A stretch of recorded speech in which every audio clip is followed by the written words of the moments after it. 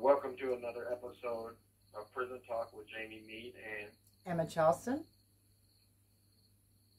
And during this episode, we would like to discuss a topic that is directly involving myself and the criminal justice system, and that is a topic that we have discussed a little bit in the previous episode, but things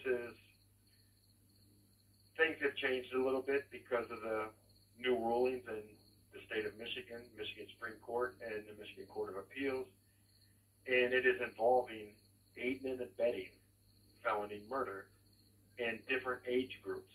And the age groups that I'm going to specifically talk about are 18 and 19-year-olds. Mm. And I say only those two as far as late adolescent brain development concerns. Yeah. Because the 18-year-old is my co-defendant. Brian was 18 years old. Yeah. He was born September the 3rd, 1974. Mm. I was 19 at the time that we committed this crime, and my birthday is August 14th, 1973. Mm. Now, to give a brief history, in the U.S. Supreme Court, in Roper v. Simmons, 543 U.S. 551, a 2005 case, it was ruled that juveniles under the age of 18 could not be sentenced to death for no crime. Yeah.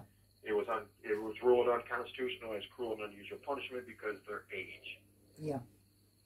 Now, the next case that came out was 5 years later, which was Graham v. Florida, 560 U.S. 48, 2010. And Graham v. Florida said that no juvenile under 18 can be given life without parole for a non-homicide offense. Mm-hmm. And then we come to 2012, Miller v. Alabama, 567 U.S. 460. And I'm giving those citations of law with it, just in case anyone wants to look them up. Yeah. And Miller v. Alabama said that it is cruel and unusual punishment to sentence a juvenile under 18 to life without parole for any crime without holding a mitigation hearing. Mm-hmm. To determine whether that individual could be redeemable or, could be rehabilitated. And, they have to make a complete ruling to whether to seek life without parole or a number of sentences. Mm-hmm. And after Miller v. Alabama, the Michigan legislature created a statute that stated exactly what Miller. Well, since then, we've had multiple decisions that came up to the Michigan Supreme Court involving that statute and the procedures. Yeah.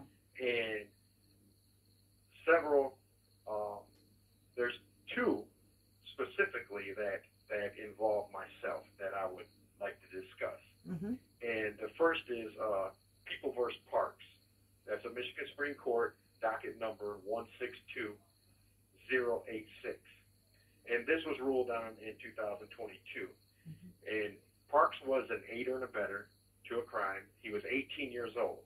Mm. So many people from around the country came in to file amicus curiae briefs to support raising the age to 18.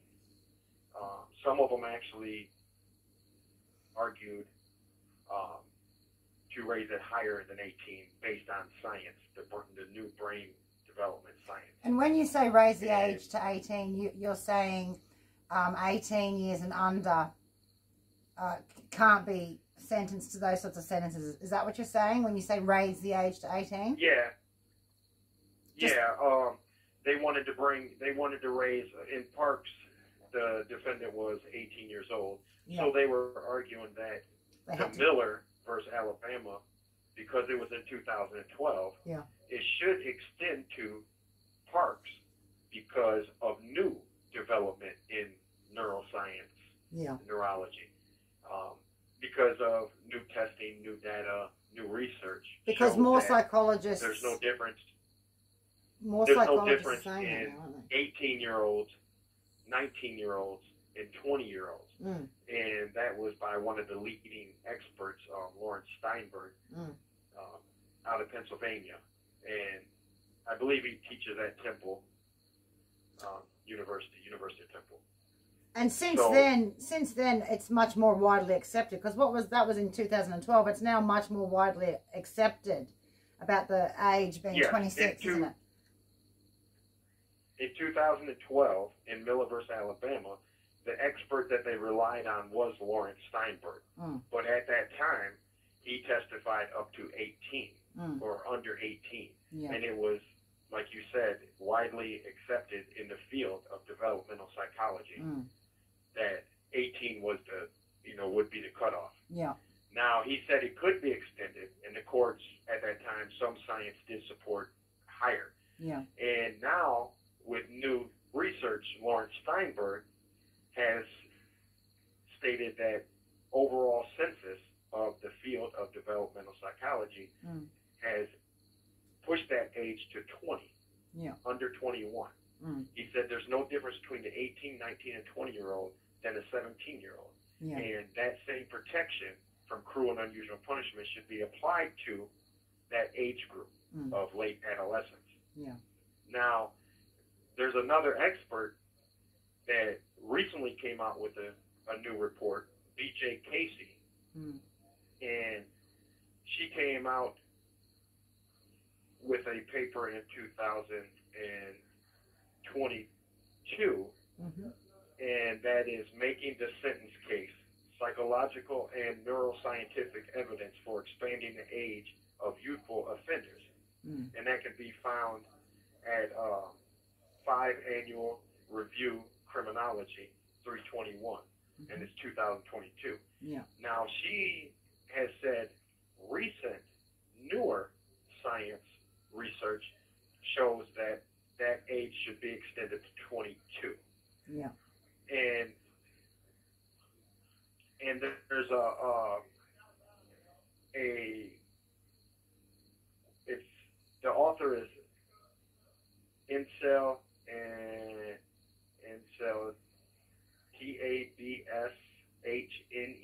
Tabshnneck. Yeah.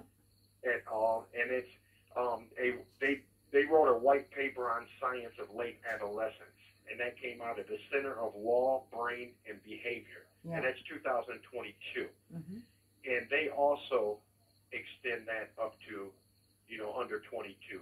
And sometimes they do include 22 with new scientific research in the field of adolescent brain development.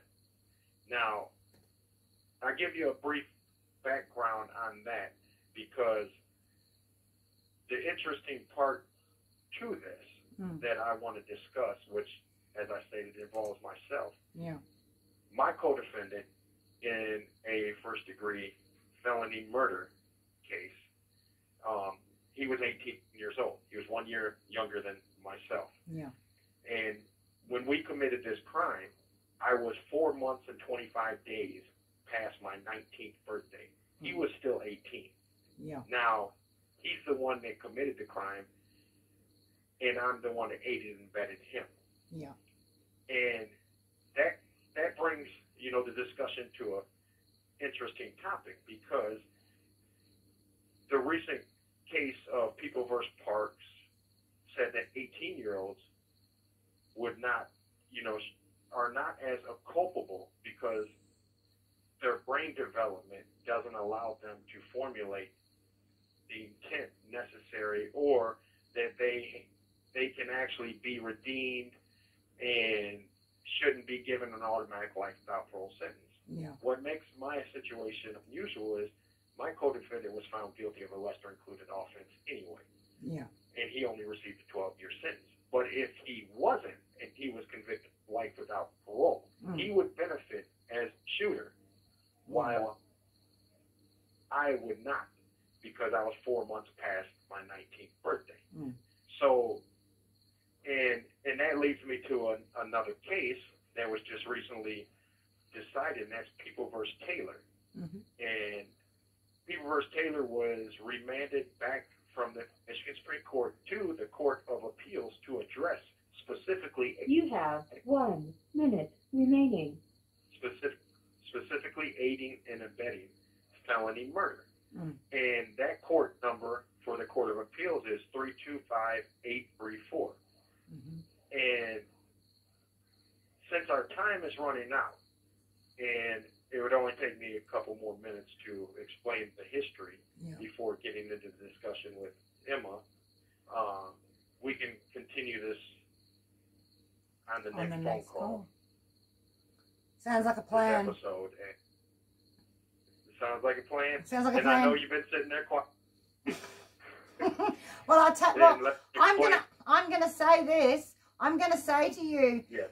I'm gonna say to you, like, if you're older, shouldn't you, like, forget the 18, 19. A lot of people's opinions is just, well, you should just automatically know better anyway. So that's something I'm going to ask you about, and I'd be interested to hear what the brain science says about that specifically. Yes. You know, because that is a valid thing. Thank you for using GTL.